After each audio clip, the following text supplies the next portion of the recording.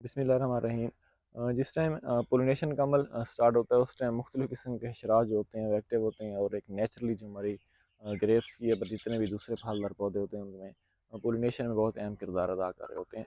तो इस स्टेज के ऊपर एक बिल्कुल फ्रूट फ्लाई से मुशाबत रखने वाला कीड़ा भी एक्टिव होता है, जिसे हम लोग होवर फ्लाई कहते हैं। जो फ्रूट फ्लाई और होवर फ्लाई में बेसिक फ़र्क है, पहले मैं आपको वो बताता हूँ, फिर होवर फ्लाई क्या होता है उसके बारे में आपको बताऊँगा।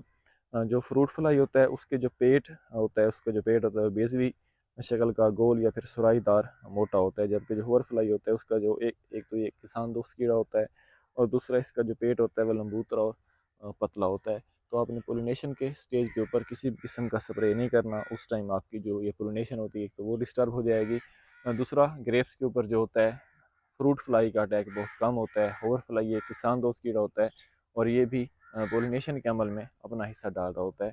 तो आपने इसकी पहचान अच्छे तरीके करनी है, ये ना हो कि आप होवर फ्लाई को फ्रूट फ्लाई समझ कर उसका ख़त्म कर दें और हमारा जो किसान दोस्त कीड़ा है वो लॉस हो जाए।